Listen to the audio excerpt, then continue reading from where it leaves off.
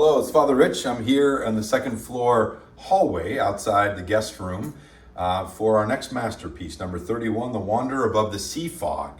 And it made me kind of think of this picture that we have here outside of the guest room. It's above the 3D puzzle of the Eiffel Tower, which I took apart so we could see our puzzle. And the quote from Psalm 46:10 here at the bottom, "Be still and know that I am God." And so we see kind of a mist in the background, the tree in the foreground, a picture of nature. And that's a lot of what represents the artist of this Wanderer Above the Sea Fog. His name was Caspar David Friedrich. And this is a painting from 1818. Again, I encourage you to check it out online. But it shows a single person kind of at the top of a mountain overlooking the kind of the foggy landscape and mountains in the far distance. Kind of reminds me of when we went to Mount St. Helens a couple summers ago, not far from Mount Rainier National Park, and visited the crater that blew up in the 1980s. And the fires from other parts of Washington in the west were actually affecting the air quality. So that day we could barely see the peak from the visitation place we were, and you'd see other pictures from it, and it was clear as day right in front of you. So the smoke was that impactful. Kind of made me think of that. That was kind of a similar image from my experience. But nonetheless, some things that this Lutheran, he was a faithful Lutheran who lived in in Germany, and he would be born in the late 1700s, 1774. He knew a lot of tragedy in his life. His mother died at a young age of 7. He had several siblings before he was 13 pass away. And so that was kind of part of what molded him. They say that also the artwork or the theology of Ludwig Gotthard Gastarden.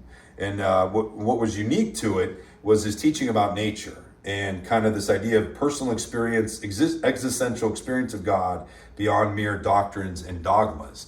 And they kind of say that this picture that is the masterpiece could be kind of a representation of a romanticism that started to develop in the 19th century.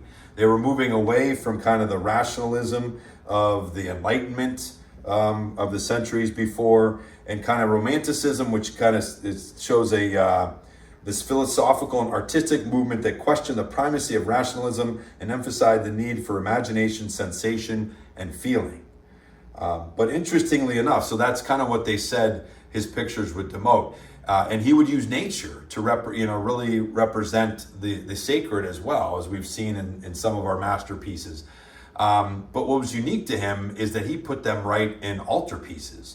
In, I think it was 1807, one of his first works that he created, it was a work called The Cross in the Mountains, and it was over an altarpiece. It's now can be found at the Tension altar in Germany.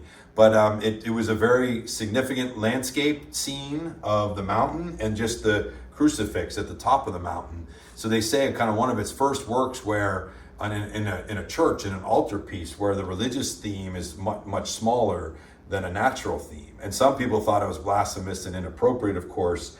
And he kind of said, no, this is my vision, this is what I'm called to, and he remained faithful to it. So really kind of a romanticism, but not a romanticism that was just all about feeling and neglecting the sublime, so to speak. Those are some of the quotes that we hear about in his, he would talk about some of the quotes. He says, "A picture must not be invented, it must rather be felt."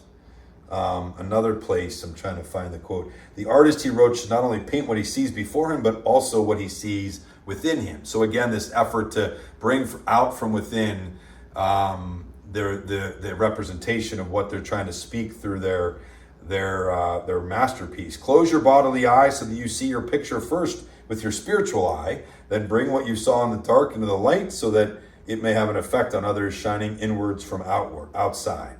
So that's what he would try to do. Another part, when people would question his approach, he would say, "I'm not so weak as to submit to the demands of the age when they go against my convictions.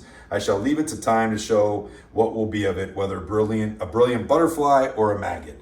And they kind of say, the author says, that he kind of was forgotten for a while. and almost as if history was going to say that he was a failure. But then in the mid 20th century, a renewal in his work, he kind of saw a revival, and he became elevated to a special status as his works became more popular.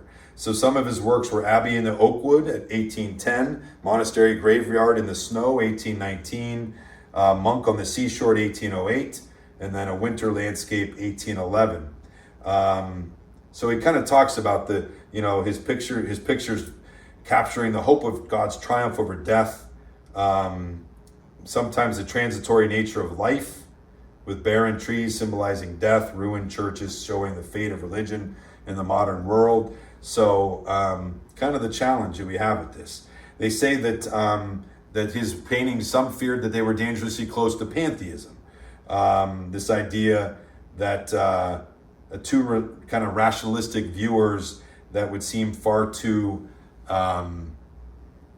subjective or mystical, okay, instead of accurately reporting the nature of the world. But and they say, the author suggests he was kind of an author ahead of his time that was trying to bring all that together.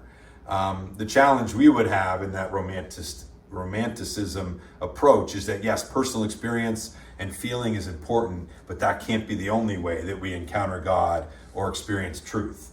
That must be balanced with an objective truth that's outside of us that we can encounter, embrace, and can be revealed to us. So, we wouldn't completely embrace this romanticism, but certainly knowing the place that nature can be to bring the sacred and the natural together to see God and to kind of take us to another level of a sublime encounter with Him. So, yeah, again, another author or another painter I had never been exposed to, and actually a painting I had never seen before. But I like the concept, and certainly hope he can encourage us again to encounter God in nature, but not alone. To let the nature be a cathedral, but also the church to be a cathedral, and to see when the two of them work together, that's the greatest way we can know and experience God in the fullness of our humanity. So thank you for joining me. Our next masterpiece, number 32, is Symphony number 5, The Reformation. It's a classical musical piece from 1830 by Felix Mendelssohn. Okay? So again, thanks for joining. Have a great day, and God bless.